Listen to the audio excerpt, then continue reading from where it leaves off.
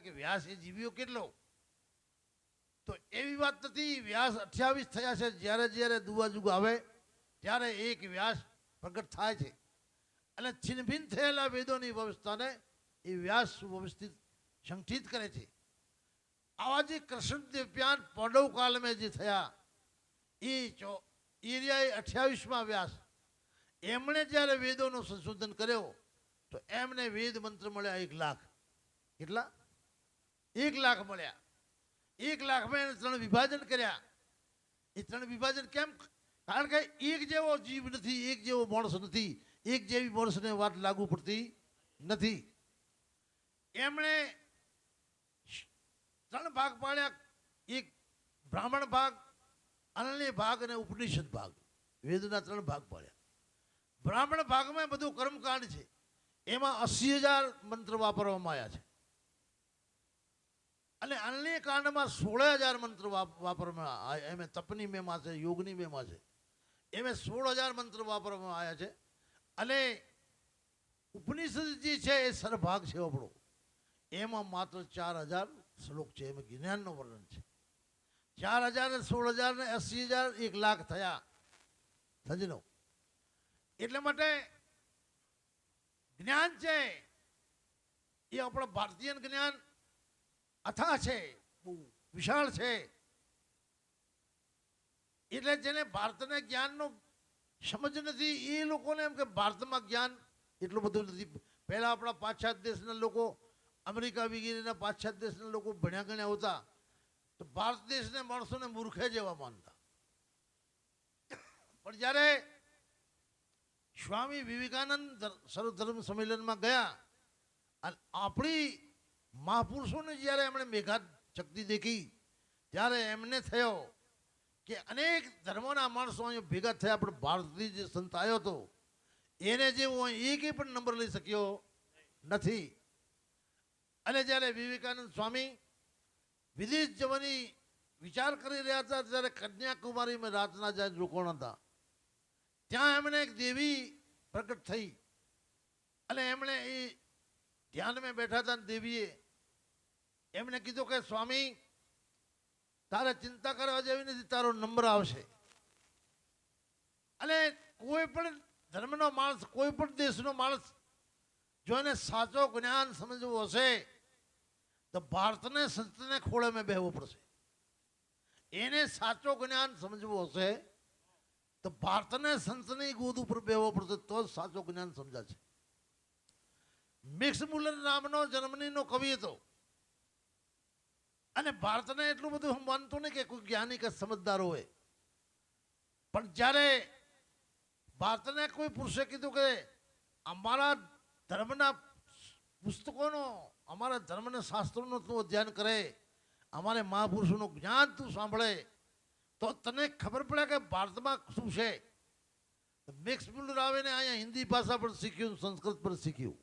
શીખીને જ્યારે એમણે ઉપનિષદોનો અધ્યયન કર્યો ત્યારે એને એવો લાગ્યો કે આ પૃથ્વીને ચોકસે ઉપર વર્લ્ડમાં કોઈ ભારતને જેવું જ્ઞાન જ નથી ક્યાંય.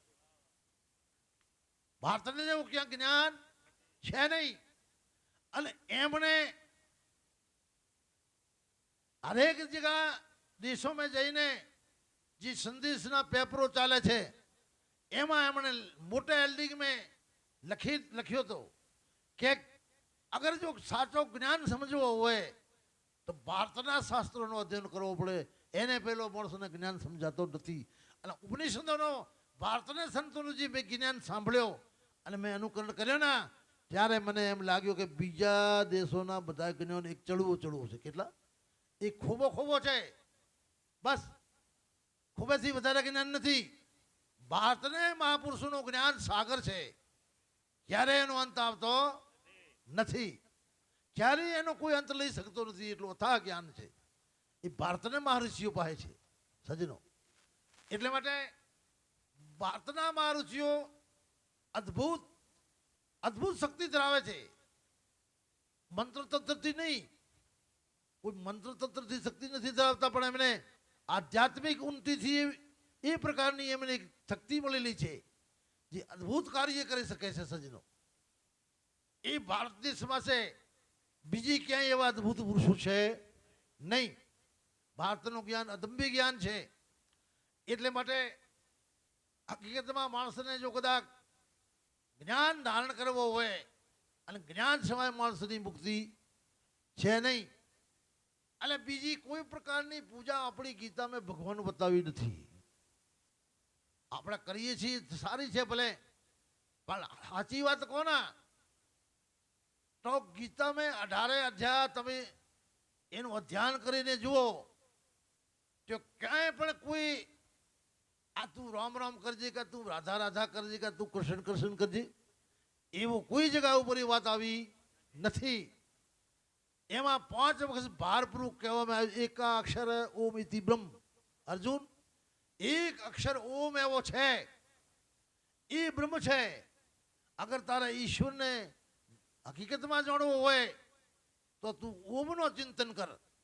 ઓમ છે ને ઉર્જાથી ભરેલો છે. અમારે ઋષિ મુનિએ પરમાત્મા જે છે એ લખવામાં નથી આવતો, પરમાત્મા બોલવામાં નથી આવતો. પરમાત્મા એવો વિલક્ષણ છે, અજાત છે, કોઈ જાતિ એની નથી. પણ ઋષિઓને બધી ભેગીથી એવો અક્ષર બનાવ્યો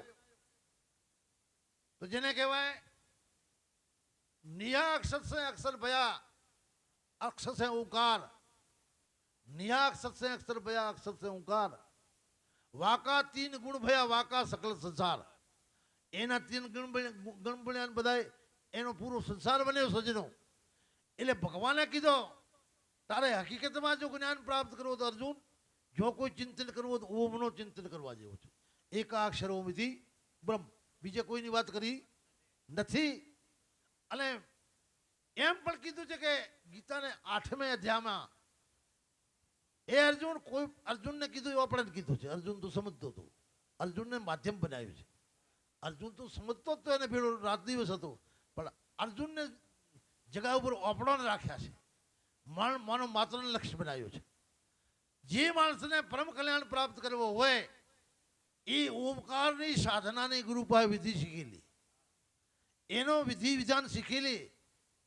અને જ્યારે એને શરીર હવે મારો રેમ નથી એવો જ્યારે ભાન થાય ત્યારે એ સચેતન ભાનમાં થઈને આસનમાં બેહીને મનને એકાગ્ર કરીને ત્રિકુટીમાં મનને રાખીને ઓમનો ચિંતન કરીને જે શરીર સુરે છે, અર્જુન મારે પરમધામને જે પ્રાપ્ત થાય છે, પાછો ફરીને ક્યારેય જન્મતો નથી.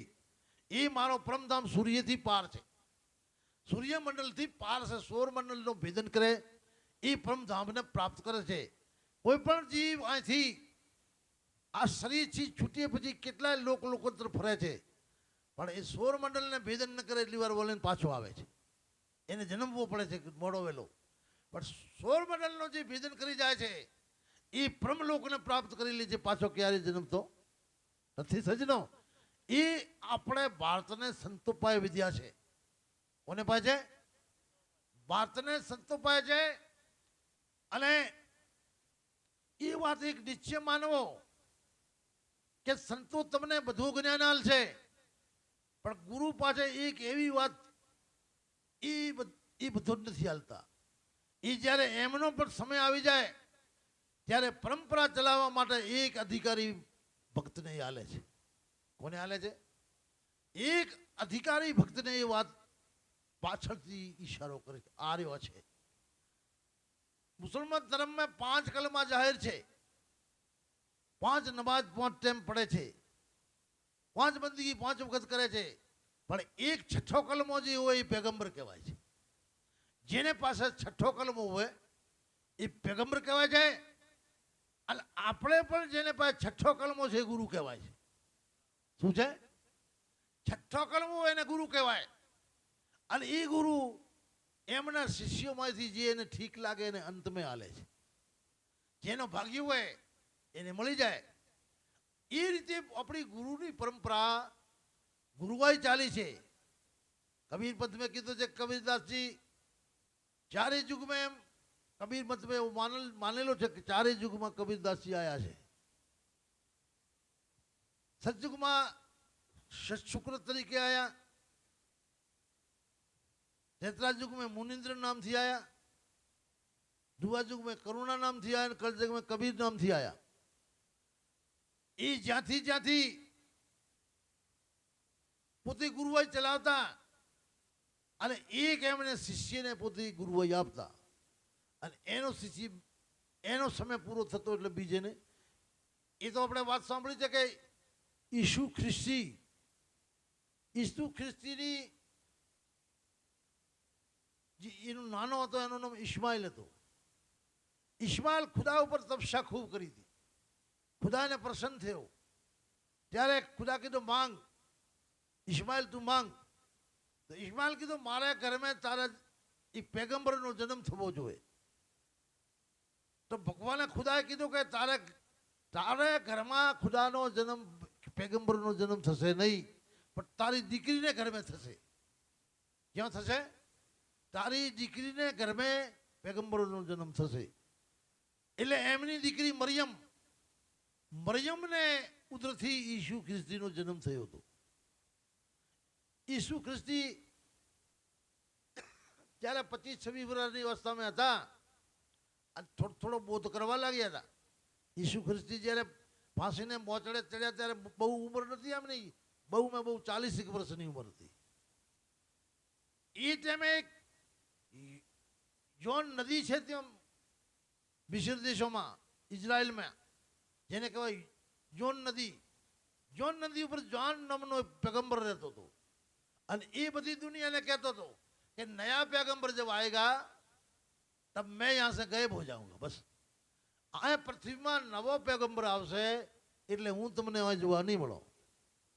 અને ઈસુ ખ્રિસ્તી જ્યારે 25-26 વર્ષની અવસ્થામાં થયા ને ત્યારે એ પેગંબર ગાયબ થઈ ગયો, પછી જોવા ન મળતો.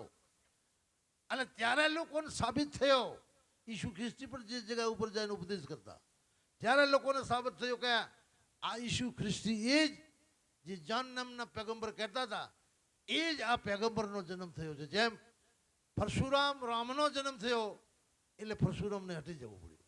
હટી ગયા ને? રામનો જન્મ થયો ને પરશુરામને હટી જવો પડ્યો. એમ આપણા મહાપુરુષો પણ પોતાની પરંપરા એવી રીતે નિભાવે છે, રોજને માટે પરંપરા નિભાવી રહ્યા છે આજની અનાદિકાલથી. એટલે માટે આપણે સનાતન ધર્મમાં મુસલમાન ધર્મમાં ત્યાગ કરવો એને માન્યો નથી. મુસલમાન ધર્મમાં શાદી કરીને ભલે ફકીર હોય બાવા હોય તો શાદી કરીને રહેશે, એને ત્યાગ માર્ગ એ લોકો માનતા નથી. આપણા ધર્મમાં સંસારી કરતો ત્યાગ માર્ગ પહેલો છે. સંસાર આજે વિધિથી સ્ત્રી પુરુષને જોડેલી એને કરતો આપણો ત્યાગ માર્ગ પહેલો છે આપણા ધર્મમાં. બ્રહ્માજી જ્યારે ભયંકર તપ કરીને સંકલ્પ કર્યો ને ત્યારે સનકાદિક ઋષિઓ ઉત્પન્ન થયા. ચાર બાળક ઉત્પન્ન થયા અને ચાર બાળક હાથ જોડીને ઉભા રહ્યા, પિતાશ્રી અમારે શું કરવો છો, તમે સંસારની વૃદ્ધિ કરો. ત્યારે એ લોકો તપલા બાળક હતા, એ લોકોએ કીધું કે સંસારમાં સુખ છે નહીં. એમણે ત્યાગ માર્ગનો રસ્તો લીધો. હવે ત્યાગ માર્ગનો રસ્તો તો લીધો પણ એમને ખબર નથી કે કરવાનો શું. આપણે કોઈ પણ માણસ ભક્તિમાં ઉતરીએ, ભક્તિ કરવી છે ને ઈશ્વરને મારે પ્રાપ્ત કરવો છે તો 100% એ વિચાર તો કરો કે ઈશ્વર પ્રાપ્ત કરવાનું સાધન શું છે, એની ક્રિયા શું છે. તો એની ક્રિયા આપણે ગુરુ શીખાડે છે, ગુરુ પાસે જવું પડે. એમ સનકાદિકો નીકળી પડ્યા પણ ભગવાન વિષ્ણુ સોચ્યો કે એમને પાસે જ્ઞાન નથી, આ જઈને શું કરશે. ભગવાન વિષ્ણુ હંસનો સ્વરૂપ ધારણ કરીને સનકાદિકોને મળ્યા છે અને પૂછે છે કે તમે બાળકો આ જંગલનો રસ્તો કેમ પકડ્યો છે. કે મહારાજ અમારે તપ કરવો છે, ઈશ્વર પ્રાપ્ત કરવો છે, આ માયા મોહમાં પડવો નથી. કે કેવી રીતે કરશો, તમને એનો અનુભવ છે કે ના? તો તમારે ગુરુ બનાવવા પડે. કે મહારાજ હવે ગુરુ કયો ખોળવા જાઓ, તમે જ ગુરુ બનો. વિષ્ણુ ભગવાન હંસરૂપમાં સનકાદિકોને ઉપદેશ કર્યો છે. એ ઉપદેશ કર્યો એનો નામ છે હંસાનંદ ઉપનિષદ. આજ પણ ચાલી રહ્યો છે. હંસાનંદ ઉપનિષદમાં ઉર્ધ્વવ્રતા બનવાનો ઉપદેશ કર્યો છે. અને આપણા સનાતન ધર્મમાં ત્યાગ માર્ગ પહેલો છે અને ગ્રસ્ત માર્ગ પછી છે. આ ત્યાગ માર્ગ પહેલો ચાલ્યો છે એટલે આપણે ત્યાગ માર્ગને માનીએ છીએ અને ગ્રસ્ત માર્ગ પછી છે.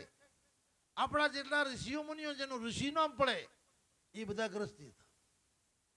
ઋષિ નામ જેનો પડે બધા ગ્રસ્તી હતા. મુનિ નામ જે પડે છે એ બધા ત્યાગી હતા.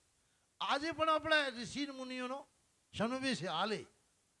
આમ હમણાં હાલના સમયમાં જે સંન્યાસી છે કે વૈરાગી છે એ ઋષિ છે, મુનિ છે, અને ગ્રસ્તમાં રહીને ભક્તિ ચલાવે છે એ ઋષિઓ છે. એ ઋષિઓની પરંપરા છે. તો આપણે આપણો સૌથી મૂળમાં પૂર્વજ ઋષિ બ્રહ્મા છે. આપણો ઋષિ ગુણ બ્રહ્મા આપણો મેન ઋષિ છે. અને બ્રહ્માથી આ સૃષ્ટિ પ્રદુર્ભાવ થઈ છે. આવા બ્રહ્માના 7 સર્ગ છે. અને બ્રહ્માજી છે પરમ પુરુષથી એને સંકલ્પથી બ્રહ્માને વિષ્ણુને મય અહીંયા સૃષ્ટિ ઉપર પ્રગટ થયા છે. સજનો એ મૂળ પુરુષ છે એ બિલકુલ અલગ છે. એટલે માટે મહાપુરુષ કબીર સાહેબ એક ભજનમાં કીધું છે, એક ભજનમાં એવું કીધું કે મૂળ પુરુષ જે છે એ ન્યારો છે, એની કોઈને ખબર નથી. અને એની જે જાણ થઈ જાય એ સદગુરુ દ્વારા થાય છે, બીજી કોઈ રીતે થતી નથી. એની જાણ સદગુરુ જ કરાવે છે. એ વાતને સદગુરુ સમજાવે છે. બ્રહ્મા વિષ્ણુ એ લાસ્ટ અને ફાઇનલ નથી. એ પણ એક પરમ પુરુષનો અંશ અવતાર છે. એક હોનેમાંથી મોટી લકડીમાંથી અલગ અલગ જે દાગીના બને છે એમ એ પણ અલગ અલગ દાગીના છે. અને આ સૃષ્ટિના લોકપાલ છે. સૃષ્ટિના લોકપાલ છે. એટલે તમને ખબર છે કે લક્ષ્મીજી ભગવાનને વિષ્ણુને પ્રસન્ન કર્યો હતો. ભગવાન તમે ક્ષીર સાગરમાં શેષનાગની સયા ઉપર કેટલાય વર્ષો સુધી ઊંઘાઓ કેમ છો? એટલી ઊંઘ તમને કેમ આવે છે? ત્યારે ભગવાને કીધું દેવી અમે ઊંઘાતા નથી. બ્રહ્મા કા વિષ્ણુ કા મહાદેવ ધ્યાન છે, બ્રહ્મા ધ્યાન ધરે છે, હું પણ ધ્યાન ધરું છું. ઊંઘાતા નથી અમે. જ્યારે બ્રહ્માનો કામ છે રચના કરવાનો, વિષ્ણુનો કામ છે પાલન કરવાનો, અને મહાદેવનો કામ છે સંહાર કરવાનો. જ્યારે એ કરતા કરતા પોતાનું કાર્ય થાકી જાય, જેમ બેટરી આપણે ચાર્જિંગ કરીએ અને ચાર્જિંગ ઓછો થઈ જાય તો પ્રકાશ ઓછો થઈ જાય, પુનઃ ચાર્જિંગ કરો તો પ્રકાશ પૂરો થાય છે.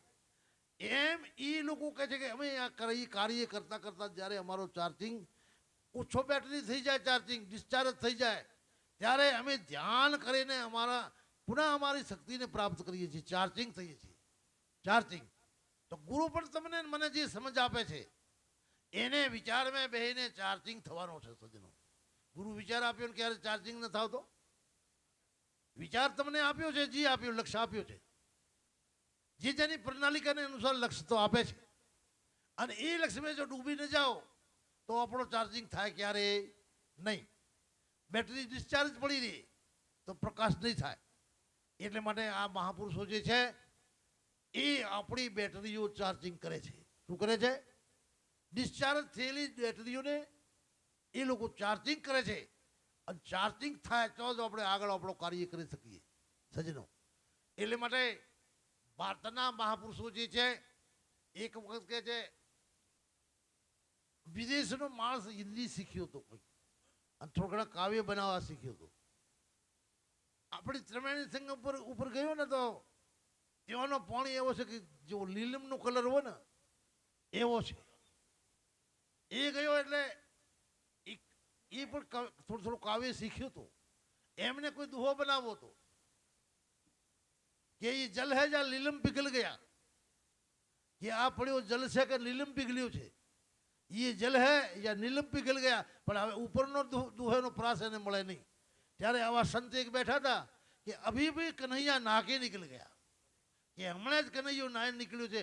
એનો જ એ જે લીલમ જેવો કનૈયાનો વર્ણ છે, અને એને નાવાથી આ પાણીનો કલર એવો થઈ ગયો છે. હે ના? એ જલ હે જ્યાં લીલમ પીગલ ગયા, પણ પહેલાથી પ્રાસ નતો પડતો. આવા સંતે કીધું કે અભી અભી કનૈયા નાકે નીકળી ગયા, આ પ્રાસ મળી ગયું. સમજ્યા? તો ભારતના સંતો જે છે અર્ધ અક્ષરને પૂરો કરવા વાળા જ્ઞાની છે.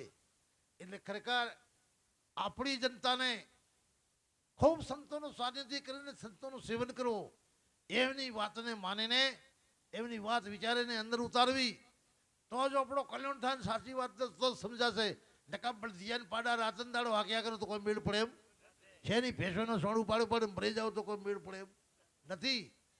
એ ભલે ઉપાડવો હું ના નથી કરતો કે આપણો ધંધો છે, પણ સાચી વાત સમજવી એટલો જ કરીને મરી જાવ એટલે તો એમ તો કૂતરાને ગધાડા મરે છે, કોઈને મોટો મેળવી જતા નથી. તો ખૂબ ખૂબ ધન્યવાદ આપણા નાગરભાઈને.